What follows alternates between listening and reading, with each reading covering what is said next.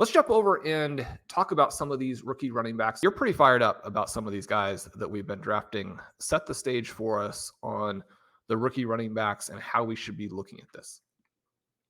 Yeah, I mean, we've talked about it a little bit, but it's one of those things where we do shows all offseason. It's good to touch back on the key points that we think are the big defining elements of an offseason, right? We've talked about elite tight end a lot. We talk about those types of things. I mentioned that I wrote a piece called Hammer the Rookie Running Backs in All Formats back on May 8th over at the Substack. A lot of that was because of the Dynasty rookie drafts window at that time, and seeing that because of draft capital, they're falling into the third round consistently in Dynasty rookie drafts. When I see the conversation around these rookie running backs, I'm consistently seeing the point about draft capital. Our buddy Davis Maddock did a great thread the other day on Twitter about the Los Angeles Chargers being the running back position there, being one of the questions that is so important to get right for fantasy football for this year. We've spent a lot of time talking about it. He talked a little bit about Gus Edwards, talked about J.K. Dobbins and how they are tough bets, especially Dobbins coming back from that Achilles. We just took him in our last draft. You can still make that play at times. And then he talked a little bit about Isaiah Spiller and then went into Kamani Vidal and both those guys. But I just thought it was interesting that, on the Vidal point, mentioned that, he is a 6th round rookie. And that seems to be brought up every time someone kind of breaks it down. It's like, well, he's a really low probability hit because he's a 6th round rookie.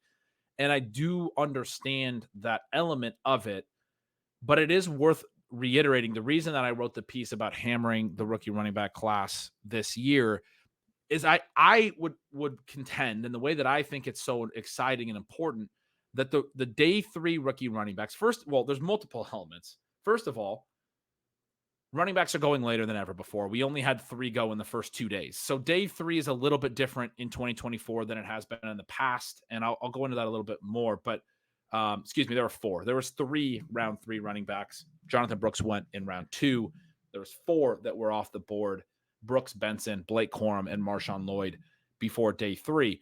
But in day 3, they did start to come off the board really fast. A ton of running backs came off the board before round 7. In most other years, you start to see some running backs in round 7. There weren't even any running backs drafted in round 7 this year because so many came off the board in 4, 5, and 6. We had 6 in round 4, 5 in round 5, 4 in round 6. That also doesn't include Sion Vaki, who's showing as a safety, but might play some running back for the Lions, played both in college at Utah. So just a ton of running backs in the first 3 rounds of day 3, right? And Vidal does come in round 6, but to be fair on that, because a lot of times we just say the round. For him specifically, he was the 5th pick of round 6. He was not far behind. Isaiah Davis was the last running back in round 5. Keelan Robinson, Tyrone Tracy, those guys were late in round 5. He was just a 10 picks behind them. But essentially, the case I would make about all these guys, number one, is that what I said is that we are having more get pushed into day 3 than before because the running back position's been devalued. But number 2, that the 2024 class, more so than any I can remember, and why I'm so excited about it, is that they all just landed in such favorable situations in a way that just does not happen. If you track day 3 running backs, so often they land in a spot where we already have a good backup, in that spot, and you're like, I don't even know if they can get on the field, or there is a really strong starter. There are a couple guys that landed in those types of spots this year, including Braylon Allen with the Jets, and the Jets then took another running back the next round, Isaiah Davis. They already took Abanikanda last year in day 3, and we liked his profile. But all the reports now are like Braylon Allen's the clear number 2. And so, I mean, he just fits in with the rest of the points that I would make here, that all of these guys, a bunch of these dudes landed as like the clear number 2. Bucky Irving is a good example of that. Some of them are the round 3 guys as well. Trey Benson, Marshawn Lloyd, Blake Corum all landed in those types of situations. But Bucky Irving's a great example of that. Ray Davis seems to be an example of that. And then you go into like round 5-ish, like Tyrone Tracy. We're starting to hear the Eric Gray stuff. We talked a little bit about him last week. I don't really buy the Eric Gray stuff. They actually just signed the best running back out of the UFL as soon as the UFL season ended.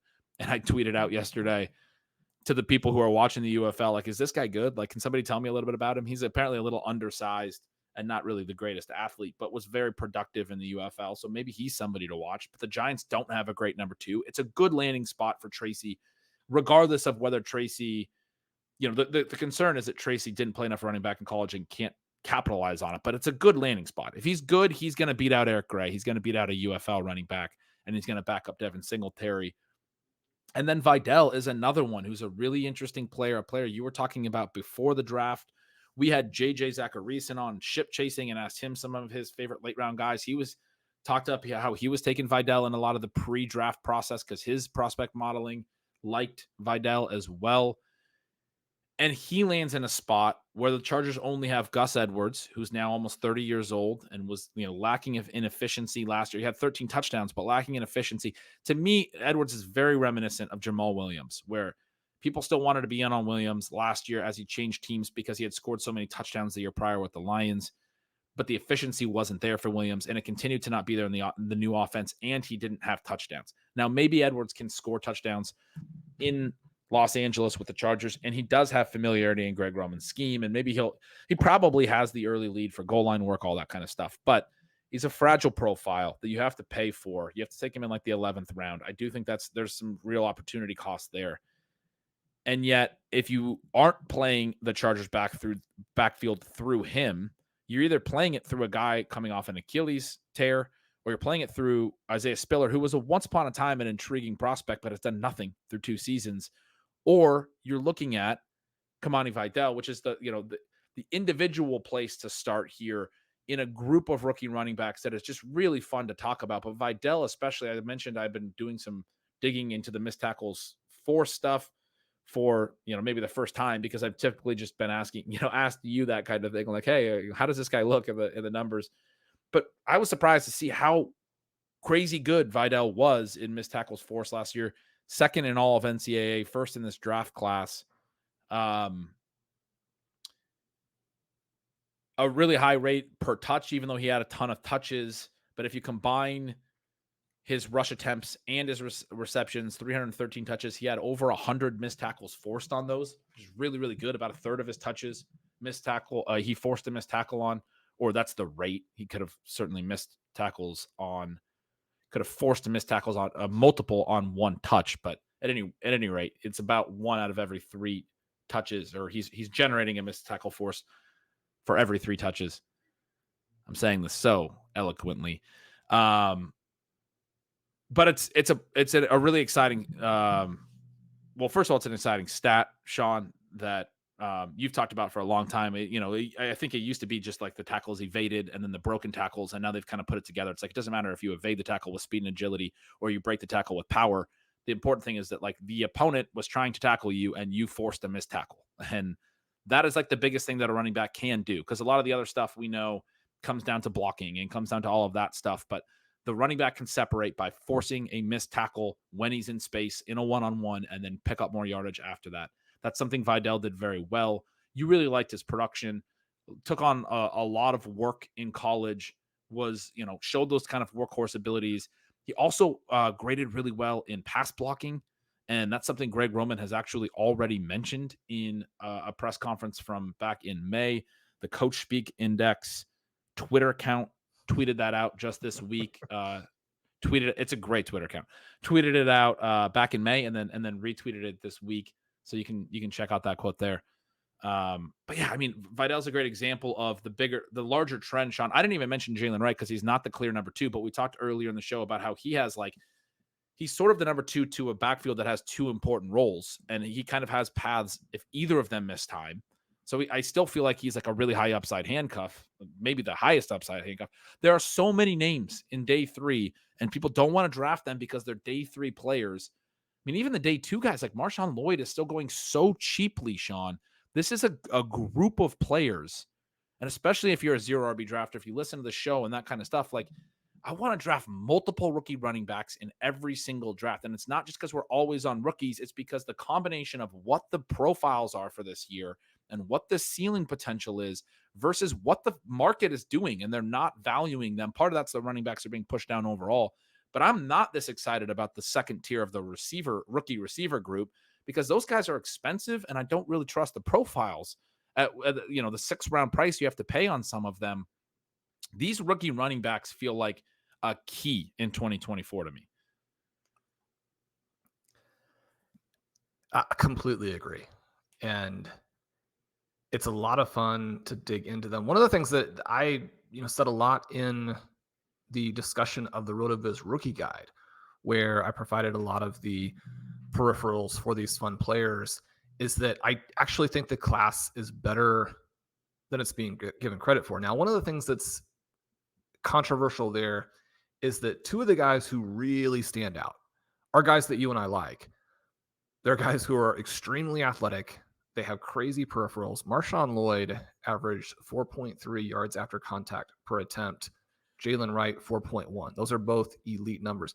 And especially for Marshawn Lloyd, his evasion rate. So the jargon can be a little bit, interesting as you work through some of these things. What we use at RotoViz, which is kind of based off of how SIS characterizes it, is that we have the broken tackles, and then we have the forced missed tackles, and then the combined number are the tackles evaded.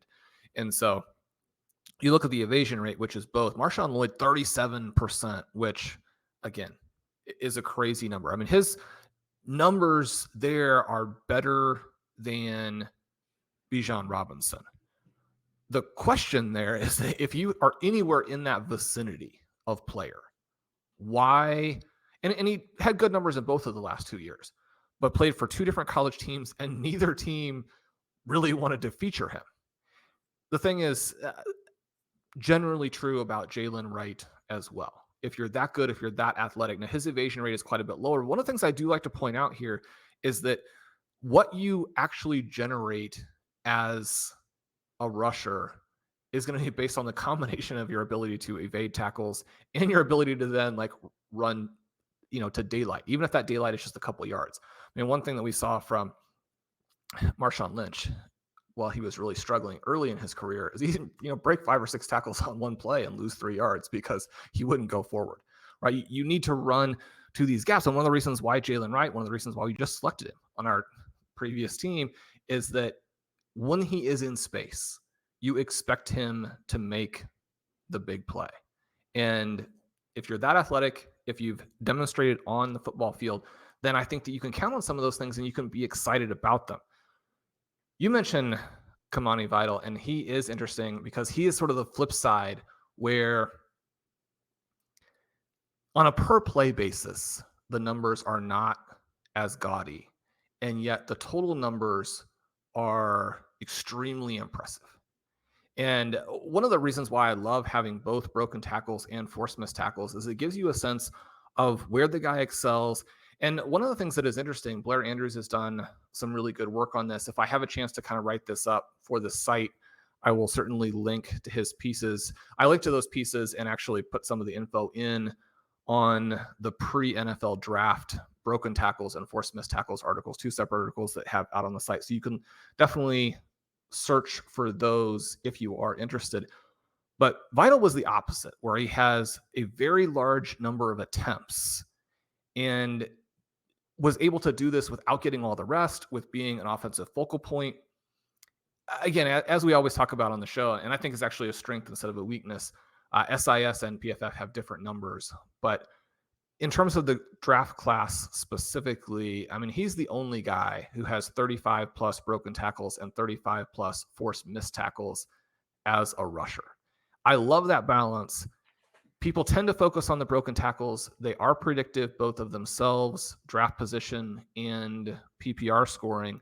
But the one that's actually a little bit more exploitable, I should say, for you as a drafter is the forced missed tackles. And for him to have both parts of that equation, I just really love. And I think that sets him up perfectly for what you're discussing there, which is, this chance to legitimately win the Chargers starting job. And if you do that, I mean, how many other backs are going to realistically be able to compete with you? One of the things that Blair also notes in his research is that, and this is something that you get in a variety of different types of stats, but it's actually this combination of volume and a specific type of efficiency that is going to probably be the most helpful.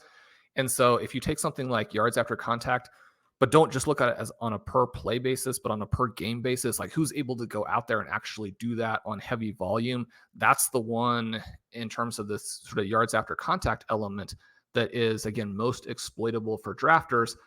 Yards after contact per game. Obviously, someone like Kamani Vidal, who had just under 1,000 yards after contact on the season, going to look very, very good in that category. That's all awesome stuff. And I think the biggest thing that people like just are having a hard time with is that he's a 6th round pick. But we have seen so many. I mean, everyone, I think, thinks about James Robinson as this UDFA who came and had this big workload for the Jags in his first season as an outlier. And I mean, he's just not like a similar situation to the Algier to the Vidal one was Tyler Algier's rookie year. This is obviously before Bijan Robinson. And we all were talking all offseason, like the Atlanta Falcons day 3 running back is an important thing to consider. I know he's a day 3 guy. That draft capital's tough. Another team that had a guy in a day 3 that used him a ton in year 1 was the Jets. They had Michael Carter as a 4th round pick, gave him 183 touches in his rookie season. He's had about that much for the rest of his career combined. He didn't really pan out in a great way. He actually had a pretty good rookie season, but they went, I mean, there's a ton of other examples.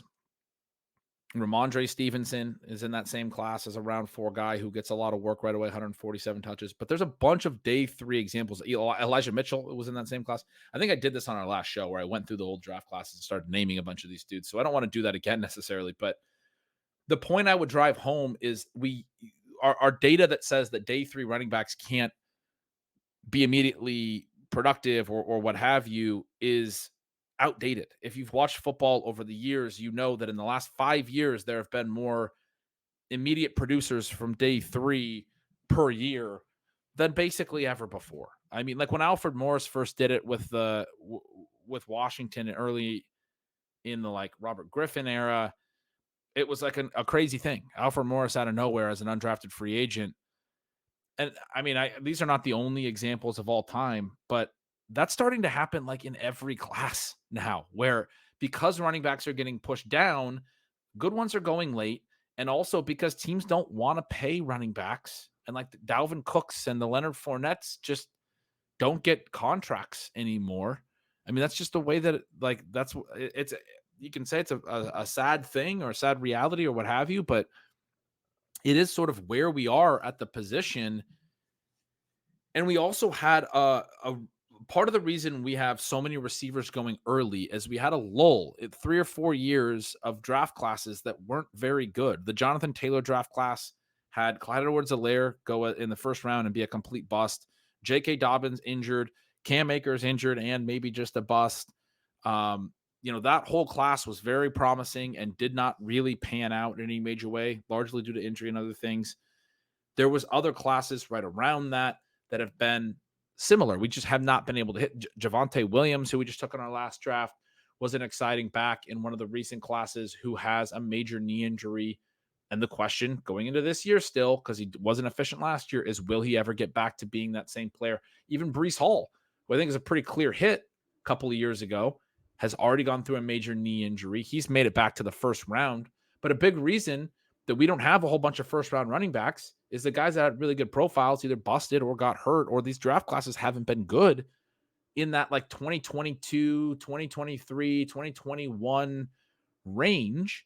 All those guys that should be 25 right now, like a Jonathan Taylor age and good and in their prime, haven't. Even Taylor has had injury issues, right? Have not like just been good. And, we didn't have like an Ezekiel Elliott in any of those classes who came on, immediately was good and got a lot of work every year and has been productive every year.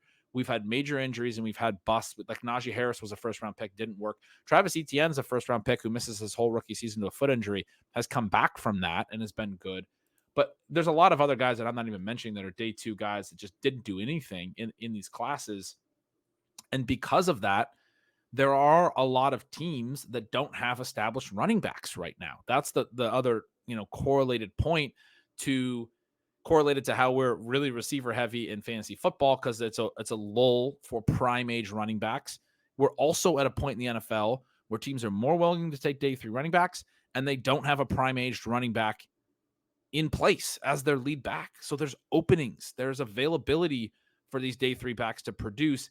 It's a different atmosphere going into 2024 than most seasons and most of the data. And again, as I talk about how a lot of these running backs landed in available opportunities and great situations, part of why that's so unique is there were so many great opportunities to land in because there weren't a lot of great backs. It's not a great time for elite running back play in the NFL and guys staying healthy and being super, super productive. So, I mean, I'm seeing on our draft board that's still up on our screen, Isaiah Pacheco's name. He's another one from a rookie year standpoint that was immediately productive out of the 7th round.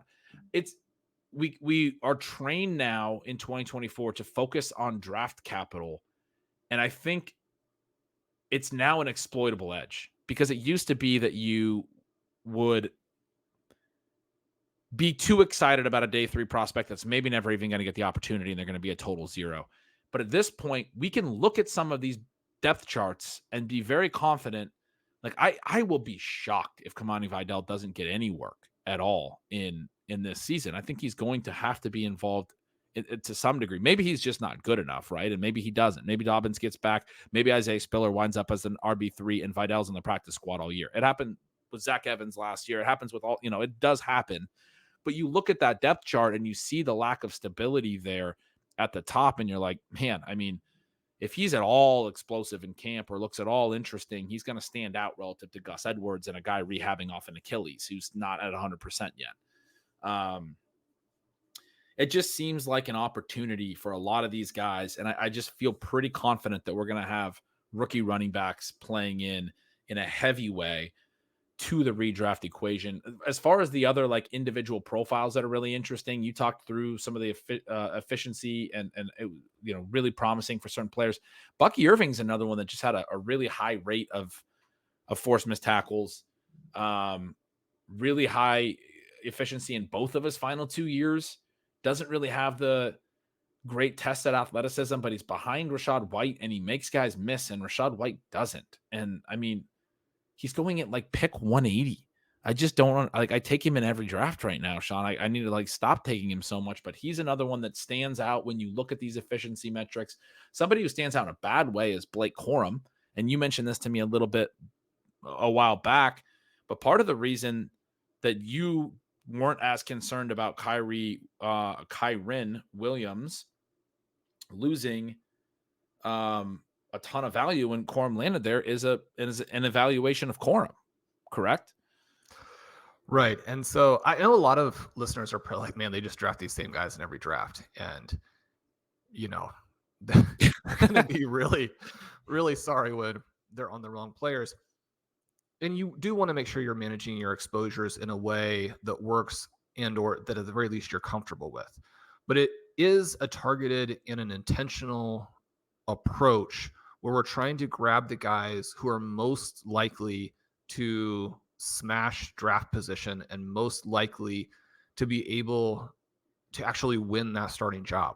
And the difference between having to beat out Rachaad White and beat out Kyren Williams is pretty significant. And then in all likelihood, the caliber of the player is not being thought of correctly. Now, I actually like Blake Corum. As I was doing some research on him, it seemed to me like, just in terms of an actual person, that he was a super cool guy.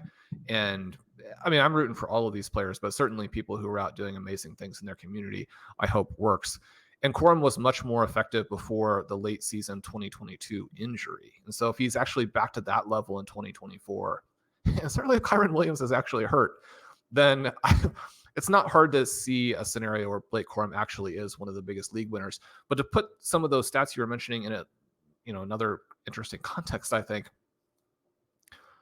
Irving was super high in both broken tackles and forced missed tackles last year and in 22. As you noticed, he also led the prospect group last year in forced missed tackles as a receiver. His evasion rate of 34% is higher than Trey Benson and Blake Corum combined. right? And you think about where those guys are going price-wise. I mean, you can get somebody who was objectively that much better on a college football field last year at such a better price and with such weaker competition. Because, Right. I mean, it wouldn't be surprising to me at all if James Conner goes away this year. And yet, as we mentioned pretty frequently, he had a good season last year. And so it doesn't necessarily mean that Benson, rips through there when Irving is that good. And that's where I would look at this and say, okay, well, the tested athleticism matters. But at this point, it's probably being double or triple counted in terms of how people are thinking through it. You do want to understand just how good Irving was. And it should create a contrast because, especially as a runner, Rachaad White is not good at evading tackles. And so you get these guys out on a practice field, you get them out in a game. That's something that will likely stand out, even though Rachaad White is both bigger and much faster. So if you're talking about, if the Buccaneers block something correctly and have a hole where you can go 30, 40 yards, who's most likely to exploit that?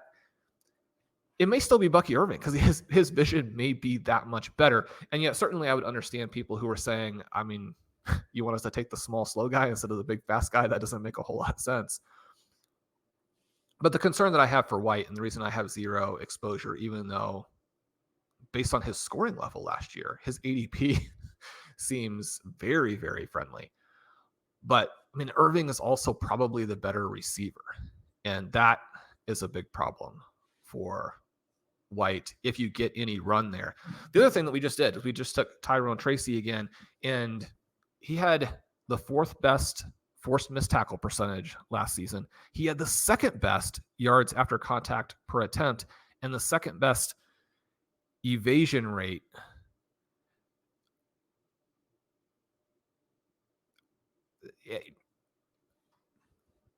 Those are good numbers.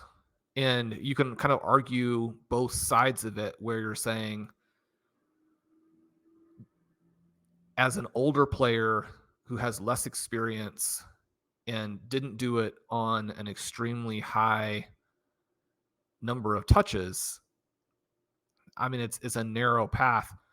Or you can say, as much as we think that Devin Singletary is probably a little bit overvalued, I mean, he's one of those small, slow guys. I mean, he's basically Bucky Irving, who's demonstrated for multiple years that he can be a good but not great NFL player. I mean, Tyrone Tracy is big and athletic.